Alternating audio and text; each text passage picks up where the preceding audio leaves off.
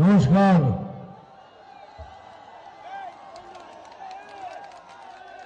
না, এখানে অনেক প্রবলেম আছে, অনেক চেঁচামেচি যদি একটু কম করেন তাহলে আমি কিছু কথা বলতে পারবো, নইলে বলতে পারবো।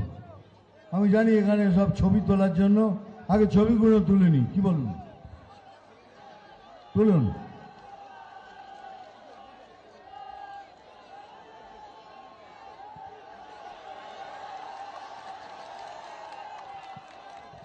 এবার আপনারা তুলুন।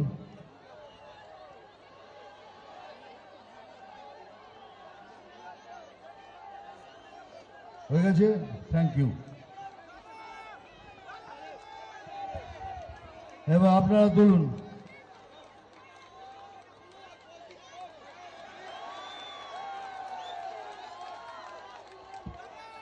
হয়েছে, এবার আপনারা তুলুন। হয়ে গেছে। এইবার কেউ কথা বলবেন না, সবাইকে ফটো দিয়েছি, চুপচাপ বসে বসে শুনবেন। কেন আমি এত দূর থেকে আপনাদের কাছে এসেছি সেটা শোনা দরকার না? আপনারা বেশি বলছেন কথা, আপনারা কেউ কথা বলবেন না সামনে। বৌদি, আপনাদের রিকোয়েস্ট করছি কিছু বলবেন না, আমি অনেক দূর থেকে আসছি আপনাদের সাথে কিছু কথা বলার জন্য। আমার হিরোগিরি করার জন্য আমার অনেক জায়গা আছে, আর 50 বছর ধরে হিরোগিরি করছি। তো এখানে এসে তো হিরো হতে আসিনি, এখানে এসছি আমার ভাতারের ভাই বোন বন্ধুদের সাথে দেখা করতে, আপনাদের সাথে কথা বলতে, আপনাদের কিছু বোঝাতে। আর সেটা কি বলবো আমি? এই ধরুন, এই কিছুদিন আগে আইপ্যাক অফিসে রেড হয়েছে, ইডির রেড করেছে। এই যে ভাই, এই যে ও ভদ্রলোক মশাই, আপনি বসুন।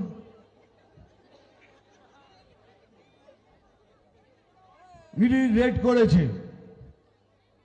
ইডি মানেই বিজেপি নয়, সিবিআই মানেই বিজেপি নয়, এটা একটা অন্য সংস্থা।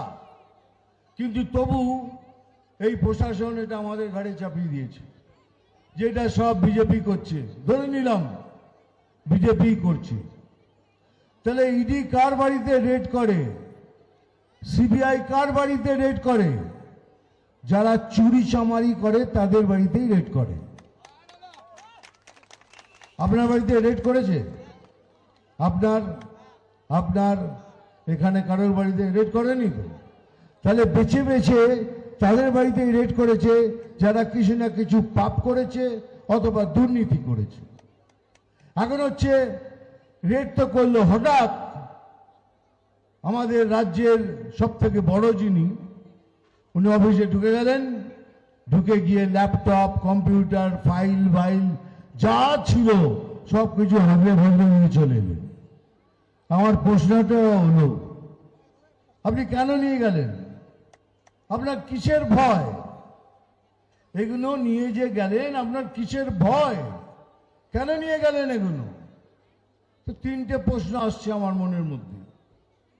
প্রথম প্রশ্ন, আপনি বলছেন খেলা হবে, বড় খেলা হবে। বুঝলাম বড় খেলা হবে। বড় খেলা হবে মানে কি?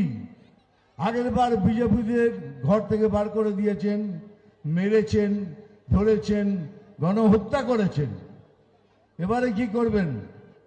গলা কেটে দেবেন, ঝুলিয়ে দেবেন ফাঁসিতে? যখন খেলা হবেন বলেছেন, তবে মনে রাখবেন এবার একা খেলবেন না, আমরাও আপনার সাথে খেলব।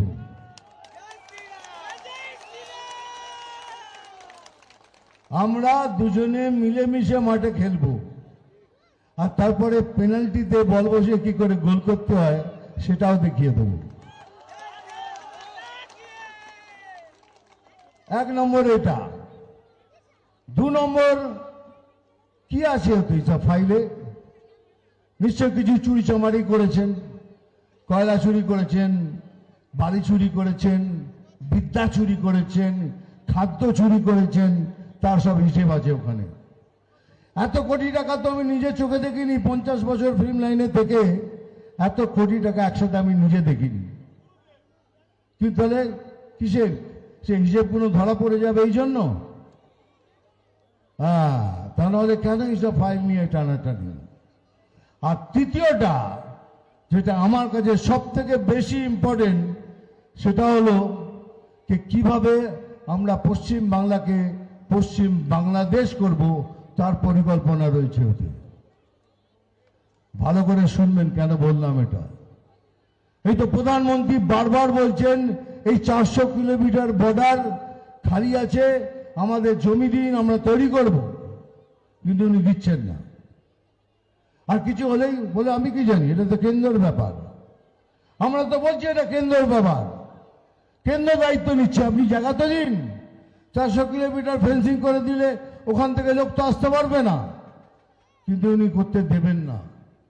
কেন? ওখান দিয়েই তো লোক ঢুকবে, ওখান দিয়ে লোক ঢোকাবেন, তারপর এখানে খুন, রাজধানী, বদমাশি, হাঙ্গামা, জ্বালিয়ে দেয়া, এইসব কাজ শুরু হবে। তা নাহলে এত কিছু করার প্রয়োজন কি? কিন্তু মনে রাখবেন, পশ্চিম বাংলাদেশের স্বপ্ন দেখছেন, কিন্তু আমার মতো লোক যতদিন নিচে থাকবে আর আমার গায়ে এক ফোঁটা রক্ত থাকবে, ततदिन कोई माई का लाल इसको पश्चिम बांग्लादेश नहीं बना सकता।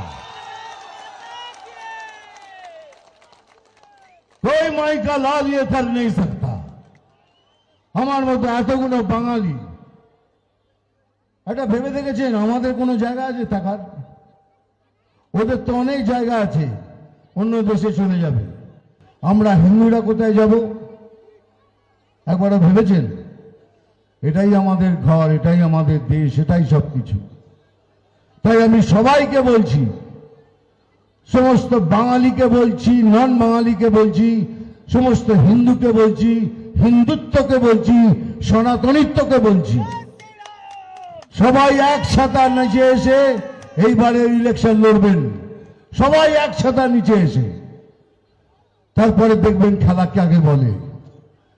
এবারে কিন্তু আর ছাড়াছাড়ি নেই, যেভাবে ব্যবহার করবেন সেইভাবে ব্যবহার ফেরত দেব। আমি এখানে উপস্থিত সমস্ত আমার যে রাজ্যের নেতারা আছেন তাদের কাছে হাত জোড় করে বিনতি করছি, নিজেদের মধ্যে যদি কিছু মনোমালিন্যও থাকে এই 2-3 মাসের জন্য এটা মিটিয়ে নিন, আর সবাই একসাথে মিশে একসঙ্গে কাজ করুন।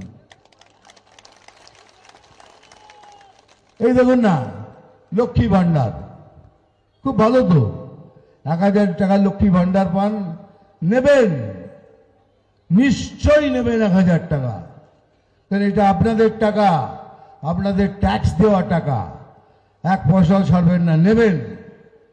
কিন্তু নেবার পর ভেবেছেন 1000 টাকায় আপনার বাড়িতে যে ছেলেটা আছে, যার বিবেক আছে, যে দুর্নীতি করতে চায় না, সে বেকার বসে আছে।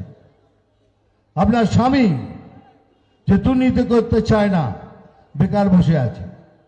আপনার বাবা মা, শ্বশুর শাশুড়ি সবাই অসুস্থ আছেন, তাদের সেবা কি করে করবেন? ওই 1000 টাকায় হবে? হবে না। কিন্তু প্রধানমন্ত্রী সবার জন্য 5 লক্ষ টাকা আয়ুষ্মান ভারত করেছেন, সবার জন্য, আপনাদের সবার এক একজনের জন্য 5 লাখ নির্ধারিত করেছেন। কিন্তু ইনি এটা করতে দিচ্ছেন না, কেন? প্রধানমন্ত্রীর নাম বেড়ে যাবে। উনি বলছেন মরুক, ওনার বাবা মা মারা যাবে তো আমার কি।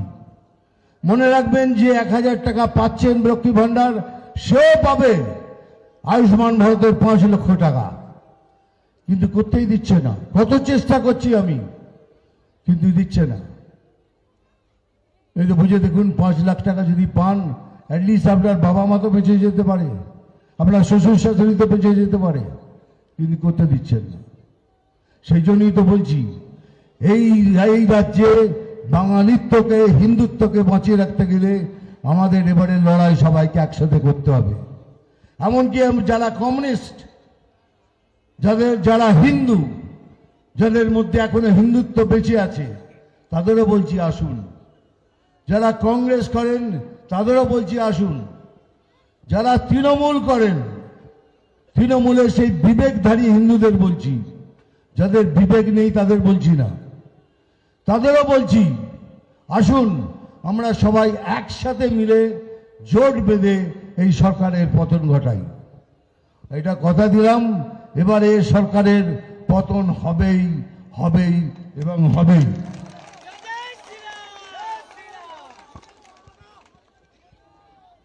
এইবার রয়ে গেল একটু ছোট্ট ছোট্ট কথা, কারণ এত কথা বলার পেছনে কিছু তো মতলব থাকবে। আমি কোনো বেটা সবসময় ডায়লগ বলতে পারবি।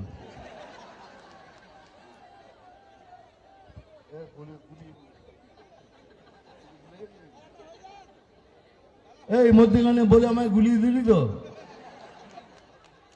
আচ্ছা, আমি তো নেতা নই, আমি তো নেতার মধ্যে একসাথে পড়ে যাব।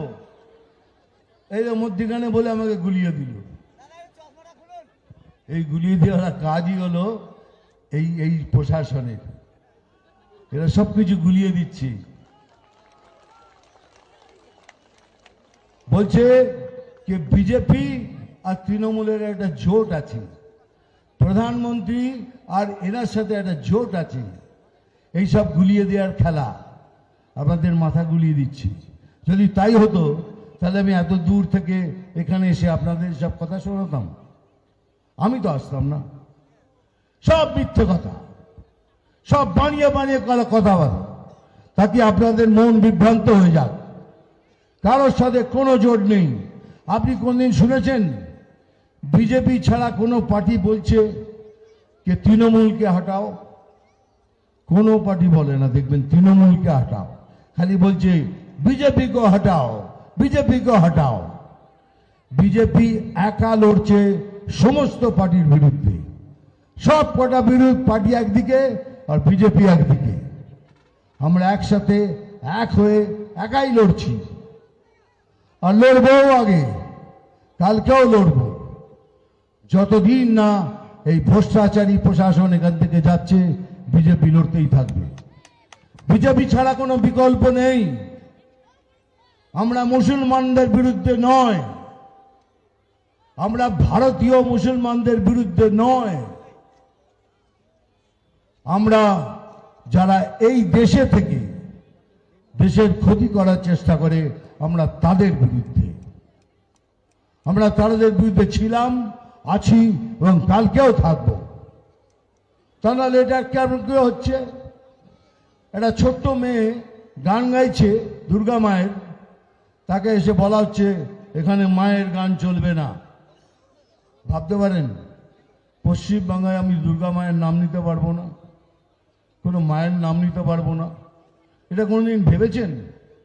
কিন্তু এখন হচ্ছে, মেয়েকে ধমকি দেওয়া হচ্ছে।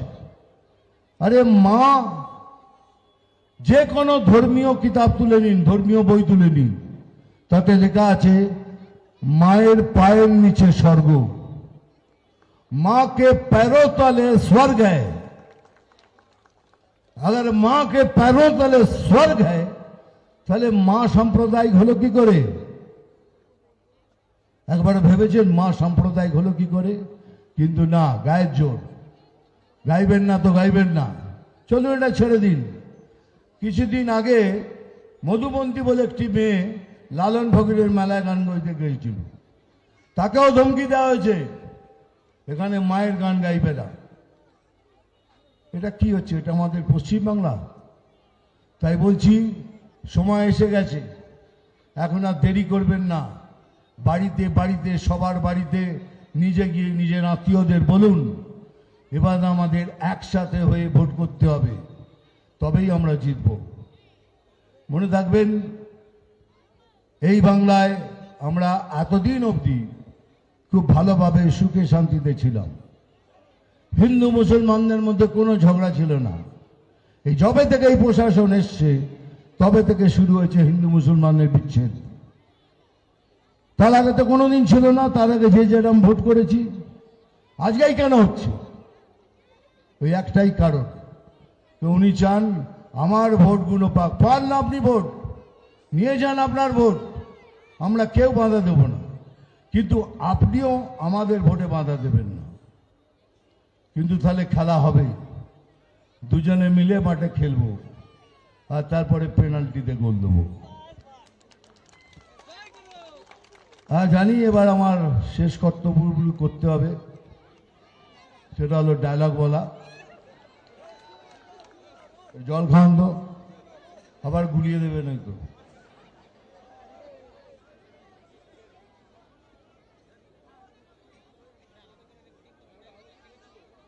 আর ডায়লগ তো বলবো, কিন্তু ওইভাবে তো ডায়লগ বলা যায় না এখন, এটা একটা রাজনৈতিক মঞ্চ। ওই সালা মারবো এখানে, হ্যাঁ এটাই বলতে পারবো না। ওখান থেকে দিদি বলছে বাকি লাইনটা, ওই সালা মারবো এখানে, আর খিচুড়ি খাবি এখানে সেখানে। নাম অভিমন্যু নাগ, আমি জল ঢোড়াও নই, বেলে বোড়াও নই, আমি জাত গোখরো। আমি জল ঢোড়াও নই, বেলে বোড়াও নই, আমি জাত গোখরো। এখন শুধু দুধ কলা খাই।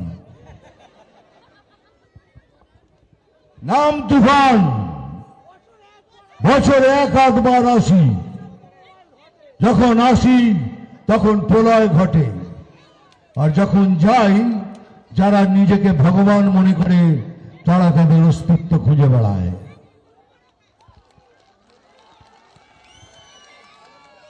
ভালো থাকবেন, জয় হিন্দ, বন্দে মাতরম।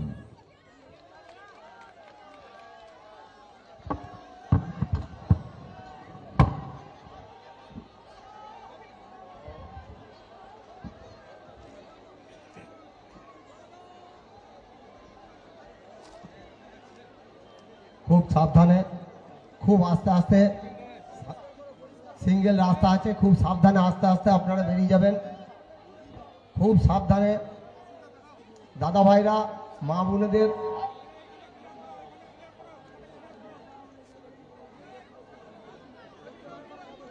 সবাই আস্তে আস্তে খুব সাবধানে বাড়ি যাবেন, এবং আমাদের কার্যকর্তাদের পৌঁছে গিয়ে ফোন করবেন আপনারা সাবধানে পৌঁছে গেছেন, সেই খবরটা আমাদের দিয়ে দেবেন। আশা করছি কোনো অসুবিধা হবে না। আপনারা খুব সাবধানে আস্তে আস্তে বাড়ি যান, শান্তভাবে বাড়ি যান। আপনারা খুব আস্তে আস্তে শান্তভাবে বাড়ি যান।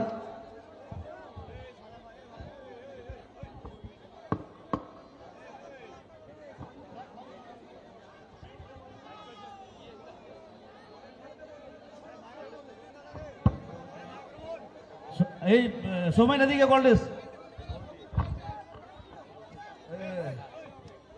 বলুন। দেখুন, বেলডাঙ্গা যা ঘটেছে তা সেটা নিয়ে তো বুঝতেই পারছি কি একটা জোট পাকানো হচ্ছে, একটা জিনিস তৈরি করা হচ্ছে। আমরা কিন্তু আমার সমস্ত বিজেপি ভাই বোনদের বলছি, এই চক্রান্তে পড়বেন না। যে কোনোভাবে, যে কোনো অজুহাত নিয়ে এরা একটা রাইটস বাঁধাতে চায়, সেই রাইটস বাঁধানোর জন্যই এসব করা হচ্ছে। আপনারা এসব জিনিসে পড়বেন না। আমার কাছে এটাই হলো সত্য, আর কিছু না।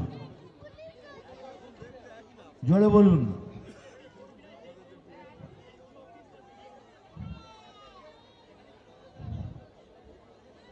দেখুন, নিজের ঘরে নিজে আগুন লাগাচ্ছেন, আমরা কি করব বলুন?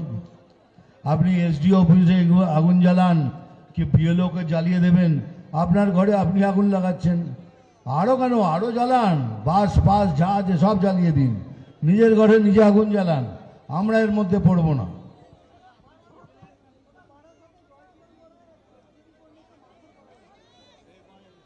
বারাসাতে জয় শ্রীরাম বলার জন্য একজন বিজেপিকে মারধর করা হয়েছে, শুনলাম, দুঃখ লাগলো। এসব করা উচিত নয়। এইগুলোই বলছি, এইগুলোই উস্কানি দিয়ে ঝগড়া করার চেষ্টা করা। তো আপনার কাছে শুনলাম, এর জবাব আমি পরে দেব।